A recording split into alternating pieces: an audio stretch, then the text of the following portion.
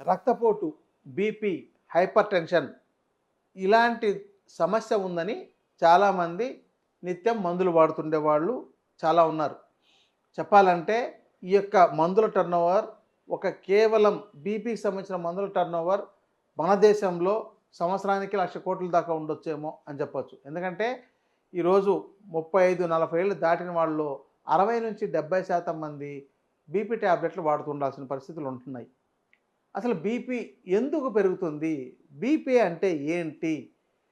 ఆ బీపీని మనం సహజసిద్ధంగా ఎలా కంట్రోల్ చేసుకోవాలి? దీనికి రోజు మందులు వాడడం వల్ల వచ్చే సమస్యలేంటి? తర్వాత ఈ మందులు మరి అలాగని బీపీ పెరిగితే నేను మందులు వేసుకోను అని మీరు ఆగిపోయారనుకోండి, ఆ మందులు వేసుకోకపోతే వచ్చే సమస్య ఏంటి? వీటి మీద కొంత బేసిక్‌గా అవగాహన కలిగి ఉంటే చాలా మంచిదండి. ఎందుకంటే అడ్వాన్స్‌గా చాలా చెప్పొచ్చు. చాలామందికి అది అవసరం ఉండదు.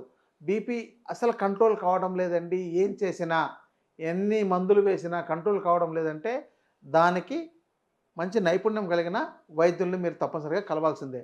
కానీ సాధారణంగా కొంత మీకు ఎంత ఉండాలి? మహా అంటే 120/80 ఎంజీ ఇది మనకు బీపీ మిషన్‌లో మీకు చూసుకున్నట్లయితే సిస్టోలిక్, డయాస్టోలిక్ అంటారు. అది ఉండాల్సిన అవసరం ఉంటుంది.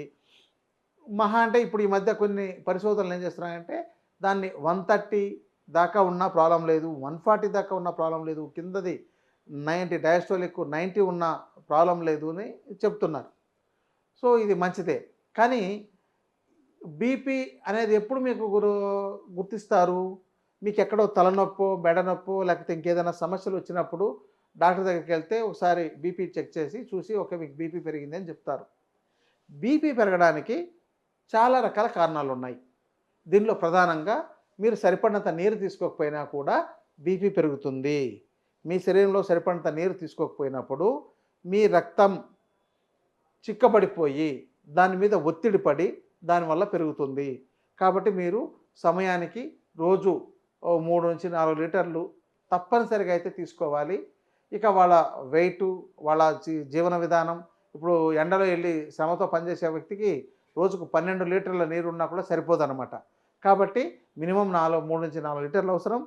తర్వాత వాళ్ళ శ్రమను బట్టి, ఎండలో వాళ్ళు చేసే వృత్తిని బట్టి చెమట కారిపోవడం ఇలాంటివి ఉన్నట్లయితే వాళ్ళు తగినంత ఎప్పుడూ మీకు నీటి కొరత ఉంది, నాకు దాహం వేస్తుంది, గొంతు ఎండుకుపోతోంది అనే పరిస్థితి ఎప్పుడూ ఉండకూడదు. ఇది ప్రధానంగా చూసుకోవాల్సింది. రెండవది గ్యాస్ ట్రబుల్ వల్ల కూడా పెరుగుతుంది. గ్యాస్ ట్రబుల్ ఎందుకు వస్తుంది? మీ ఆహార విధానం సరిగా లేక. మీ యొక్క జీర్ణ వ్యవస్థ మీరు ఎంతకాలం బతుకుంటారో అంతకాలం పనిచేయడానికే ఉంటుంది కాబట్టి దానిలో ఎలాంటి సమస్య వచ్చే అవకాశాలు ఉండవు. కేవలం మీ ఆహారం సక్రమంగా లేకపోయినప్పుడు మీ యొక్క శక్తికి మించి అంటే మీ జీర్ణ వ్యవస్థ శక్తికి మించి మీరు ఆహారం ఏదైనా తీసుకున్నా, సరిగా ఉడకని పదార్థాలను తీసుకున్నా, అది సరిగా లేదంటే మాడిపోయిన పదార్థాలని, నూనెలో దేగిన పదార్థాలను ఇలాంటివి తీసుకున్నట్లయితే అవి సక్రమంగా జీర్ణం కాక మీకు పుల్లంత్రేపులు, కడుపుబ్బరము ఇలాంటివి వస్తున్నట్లయితే దానివల్ల ఈ గ్యాస్ ట్రబుల్ అనేది వస్తుంటుంది. దానివల్ల కూడా మీకు బీపీ పెరిగే అవకాశాలు ఉన్నాయి. కాబట్టి మీకు బీపీ పెరిగినప్పుడు మీకు గ్యాస్ ట్రబుల్ ఉందా లేదా, సరిపడినంత నీళ్లు తాగారా లేదా చూడండి. ఇక మూడవది నిద్ర లేకపోయినప్పుడు, నాలుగవది బాగా ఒత్తిడికి గురవుతున్నప్పుడు, ఐదవది ఎక్కువగా భయం లాంటిది ఏదైనా గొడవలు లాంటివి అవ్వడమో, లేకపోతే డబ్బులు ఏదో పోయిందని చెప్పనేసి రకరకాల ఆస్తుల గొడవలు లాంటి వాటి వల్ల సరైన ఆదాయం లేదని భయపడేవాళ్ళు, ఇలాంటి భయంతో ఉండేవాళ్ళు ఇలాంటి వాటికి ఎక్కువగా పెరుగుతుంది. తర్వాత ఏజ్ పెరిగిన కొద్దీ ఈ మధుమేహానికి కానీ లేదా ఇంక ఇతర వాటికి మందులు వాడడం వల్ల వాటి యొక్క ఎఫెక్ట్ వల్ల కూడా బీపీ పెరుగుతుంది. సరిగా మీరు మూత్రం మీకు వస్తున్నా కూడా మీరు వెళ్లకుండా అట్లాగే ఆపుకున్నా కూడా అప్పుడు కూడా బీపీ పెరిగే అవకాశాలు ఉన్నాయి. మలబద్ధకం సమస్య ఉన్నా, విరేచనం సరిగా వెళ్ళకపోయినా కూడా దానివల్ల కూడా బీపీ పెరిగే అవకాశాలు ఉన్నాయి. కాబట్టి దేనివల్ల వస్తుంది? ఎందుకంటే రోగాలు ఎవరికి రావు, రోగాలు లేవు. ఎప్పుడు మీ ఆహార ధర్మాలు, ఆరోగ్య ధర్మాలు, జీవన ధర్మాలు సక్రమంగా ఆచరిస్తున్నప్పుడు. కాబట్టి దీనికి ఇది పరిశీలించుకొని మీరు బీపీని మీ అదుపులో ఉంచుకోవాలి. ఎందుకంటే కొంతమందికి టాబ్లెట్ వేస్తే తగ్గిపోతుందా? లేదు. అది ఒక 5 గంటలో, 10 గంటలో పనిచేస్తుంది. లేదా 24 గంటలు పనిచేస్తుంది. మళ్ళీ మరుసటి రోజు వేయాల్సిందే. మీరు నేచురల్‌గా సహజసిద్ధంగా తగ్గించుకోండి. ఇక బీపీని మనకు తగ్గించే ఒక అద్భుతమైనది ఏంటంటే మన ఆకుకూరల్లోనే మునగాకండి. మునగాకు రోజు ఓ చెంచా తీసుకుంటుంటే బీపీ చాలా బాగా కంట్రోల్ ఉంటుంది. మరి అలాంటి మంచి దాన్ని వదిలేసి ఒక లక్షల కోట్ల బిజినెస్ ఇవ్వగలిగే బీపీ టాబ్లెట్లు వాడుతున్నారు అని అంటే ఒకసారి ఆలోచించండి. రోజు మీరు పరగడుపున ఒక స్పూన్ మునగాకుని నీళ్ళలో కలిపి తాగి చూడండి. అంటే మీకు బీపీ టాబ్లెట్ వేసుకుంటే తగ్గినంత వెంటనే కాదు, మీరు రోజు అలా వాడుతూ ఉంటే గ్రాడ్యువల్గా మీ బీపీని పెరగకుండా కాపాడగలిగే గుణం దానికి ఉంది. ఇక ఇతర సమస్యలు ఏమన్నా ఉంటే మీరు వాటిని తగ్గించుకోవాలి. అది మీరు ధైర్యంగా మీరు ఎదుర్కోవాల్సిందే తప్ప, ఇక బీపీని కనుక మీరు నిర్లక్ష్యం చేస్తే అది పెరాలసిస్ వచ్చే అవకాశాలు కానీ, బ్రెయిన్ స్ట్రోక్ వచ్చే అవకాశాలు కానీ, వన్ సైడ్ అంటే పక్షవాతం అని అంటారు కదా, పక్షవాతం ఇలాంటివి వచ్చే అవకాశాలు ఉన్నాయి. ఇక బీపీ ఎంత ప్రమాదకరమో మీకు చెప్పాలంటే, ఒక స్కూలుకు 9వ తరగతి చదువుతున్న పిల్లల్లో స్కూల్లో వెళ్ళి వాళ్ళలో ఎంతమంది వాళ్ళకి బీపీ ఉంటుందని ఒక పరిశోధన ద్వారా పరిశీలిస్తే 100 మంది పిల్లల్లో 15 మందికి ఉండాల్సిన స్థాయి కన్నా బీపీ ఎక్కువగా ఉందని నిర్ధారణ అయింది. అంటే ఒక పరిశోధన.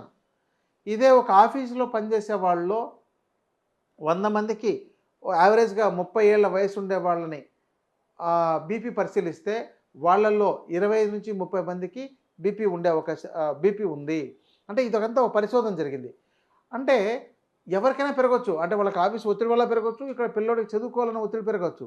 చిన్న వయసులో కానీ తక్కువ మోతాదులో అంటే తక్కువ రేంజ్ పెరిగినప్పుడైతే పెద్ద సమస్య లేదు. కానీ అది ఏ 200 దాటిపోయినప్పుడు అంటే సిస్టోలిక్ 200 దాటిపోవడం, డయాస్టోలిక్ 110 దాటిపోవడం లాంటివి జరిగినప్పుడు పక్షవాతం లాంటివి కానీ, లేకపోతే బ్రెయిన్ స్ట్రోక్ కానీ, తలనొప్పి కానీ, మెడల నొప్పి కానీ, ఇతర సమస్యలు వచ్చే అవకాశాలు ఉన్నాయి. అంటే అప్పటికప్పుడు రాకపోయినా అలా ఎప్పుడు కాన్స్టెంట్గా పెరిగినప్పుడు ఈ సమస్యలు వచ్చే అవకాశాలు ఉన్నాయి. లేదా కిడ్నీలు ఫెయిల్ అయ్యే అవకాశాలు కూడా ఉన్నాయి. అందువల్ల చాలామందికి కిడ్నీలు డయాలసిస్లు చేయాల్సిన పరిస్థితి చాలామందికి ఉన్న వాళ్ళలో ఎందుకు కిడ్నీ ప్రాబ్లం వచ్చింది అని పరిశీలిస్తే వాళ్ళలో ఎక్కువ మందికి కేవలం బీపీ అన్కంట్రోల్డ్గా ఉండడం వల్లనే ఇలాంటి పరిస్థితి వచ్చిందని, పెరాలసిస్ వచ్చిండే వాళ్ళలో కారణంలో ఎక్కువ మందికి బీపీ వల్లే వచ్చిందని నిర్ధారణ అయింది. కాబట్టి దీన్ని మీరు దృష్టిలో పెట్టుకొని మీరు ఇంట్లో కావాలంటే మిషన్ తెచ్చిపెట్టుకొని చూసుకుంటుండండి. కానీ అదుపులో ఉంచుకోవడానికి మీకు చెప్పిన ఆహార విధానం, జీవన విధానము, ఇంకా ఇతర ఎపిసోడ్లో మీకు ఆహారం ఎలా తీసుకోవాలి, ఉదయం పళ్ళు, మధ్యాహ్నం గింజధాన్యాలు, ఆకుకూరలు, సాయంత్రం ఎక్కువగా కూరగాయలు, ఇలా ఈ పద్ధతిలో మార్చి తీసుకుంటుండడం వల్ల ఇలాంటి సమస్యలు రాకుండా కాపాడుకునే అవకాశాలు ఉన్నాయి. బీపీ పెరగకుండా ఉండే అవకాశాలు ఉన్నాయి. బీపీ మందులతో అవసరం కూడా ఉండదు. నమస్తే.